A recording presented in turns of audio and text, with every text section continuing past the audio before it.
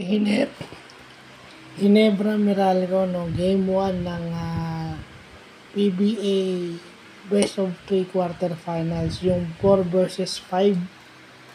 No? So, maganda lang yung laro nung regulars ng Ginebra. Okay.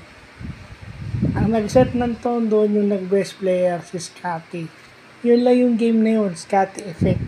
Kasi, umiscore ng 4 quick po, naging 4-0 yung start ng game. And then, yung first basket nung Ginebra scored by Scotty Thompson. So from there, gumanda na yung laro niya. Hindi napigilan yung activity ni Scotty. Ang kagandahan ginawa rito, pinasok si RJ at saka si Abarrientos at saka si Thompson ng sabay. So, Abarrientos is just concentrating on being the point. Si Scotty yung number 2. No? At pag inilagay mo si Scotty sa number 2, yun yung ginagawa niya. Rebounds, puntos, depensa kasi may 1 block. Interchangeable sila eh. No? I think ang dapat gawin ng Meralco pag nandun si RJ, challenge his defense. No? Poste kayo. Padepensahin nyo si RJ. Kasi hindi naman niya kakayanin yung si Chris Banquero. Kayang-kaya niyang postehan yun. Take away RJ's offensive game by putting him into foul trouble. Bigyan mo ng maraming foul si RJ Abarrientos by attacking him on the post. Yun yung ginawa sa kanya nung TNT, nung championship last conference. Lahat ng binabantayan ni Abarrientos, post-up yun. At kadalasan kapag walang double team, ini-scorean niya yun. Minsan foul. Wala siyang magagawa kundi pumaul. So pag nafa-foul siya, nawawala na nanenegate yung advantage niya offensively.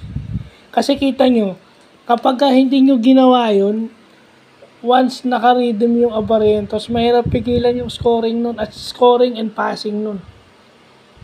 Pag siyang may dala sa Ginebra, ang dami niyang pasang magaganda. At mas delikado ang Ginebra pagka ganun kaganda yung laro ng RJ Abarrientos. Again, dahil si Abarrientos lang yung ginagamit nila sa bench, ang panalangin ko lang hindi na wag sanang abutin ng pagod at injuries itong mga Ginebra players dahil ito rin kadalasan yung pinanggagalingan ng Gilas player eh. Hindi lang ito sa Ginebra naglalaro din to para sa national team, including Brownlee. So panalangin ko lang, if ever makalusot sila sa Meralco, sana makatagal sila.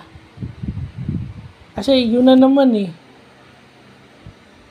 maganda lang yung laro ng mga ginagamit, kaya nananalo. Isipin nyo, hindi naman karamihan pumuntos itong Ginebra.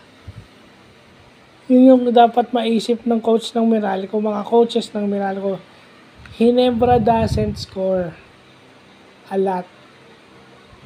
So, i-challenge nyo yung weakest link ng depensa ng Ginebra.